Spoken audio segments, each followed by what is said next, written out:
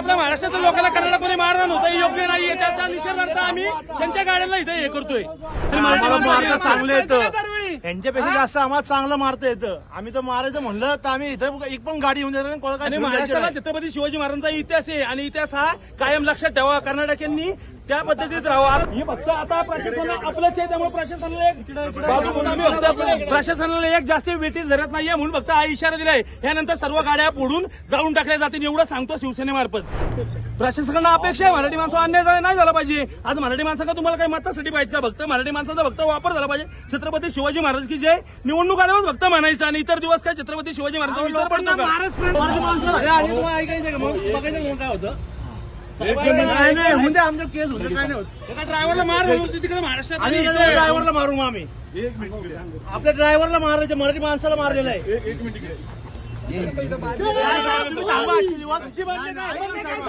मागणी काय तुमची? आम्ही हीच मागणी करायची का? कसा मान भेटतोय ना त्यांच्या ड्रायव्हर वगैरे. मुख्यमंत्री काय करतात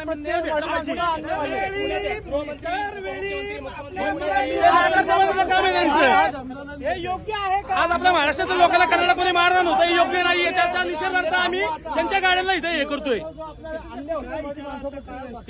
काळा भाषा म्हणजे हा जाहीर निषेध आहे. कारण आपल्या महाराष्ट्री माणसाला तिथे कर्नाटकमध्ये मारत असेल तर सण करून घेतलं जाणार नाही.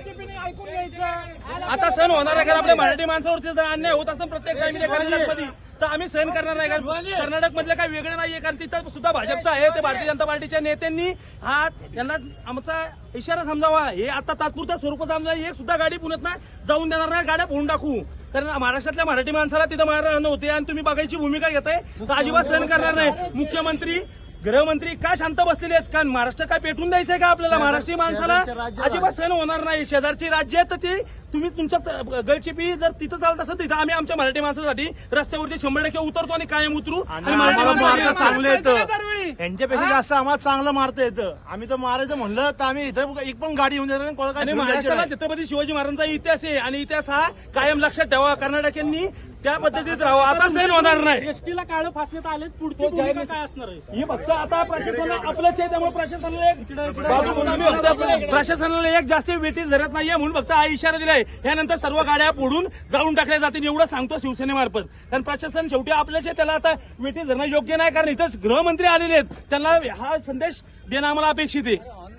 जो कर्नाटकमध्ये जो प्रकार झाला त्याचा निषेध करताय तुम्ही, परंतु प्रशासनाकडून काय अपेक्षा? प्रशासनाला अपेक्षा आहे मराठी माणसं अन्याय नाही झाला पाहिजे. आज मराठी माणसाला तुम्हाला काही मतासाठी पाहिजे का? फक्त मराठी माणसाचा फक्त वापर झाला पाहिजे. छत्रपती शिवाजी महाराज की जय निवडणूक आल्यावर फक्त म्हणायचं आणि इतर दिवस काय छत्रपती शिवाजी महाराजांचा विसर पडतो का? महाराजपर्यंत गप बसतात काय? हे एवढं मारतात सण होणार नाही आता. नाहीये ना. छत्रपती शिवाजी दरवेळी छत्रपती फक्त निवडणुकीपुरता असतात का?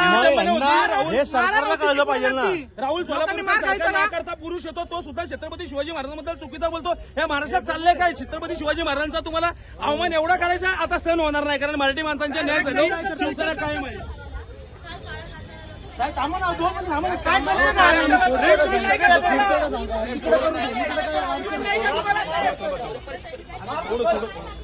आमची मागणी एवढीच आहे की महाराष्ट्राप्रमाणे कर्नाटक नाही साहेब, आज आम्हाला सहकार्य करा. आज तुम्ही ऐका.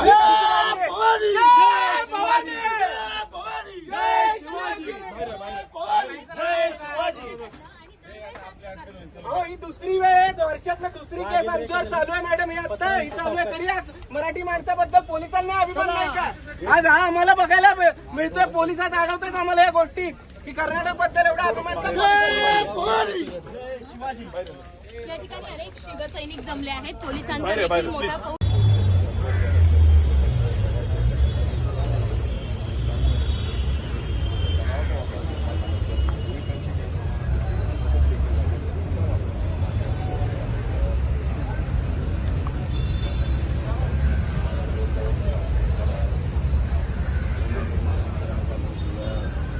सुद्धा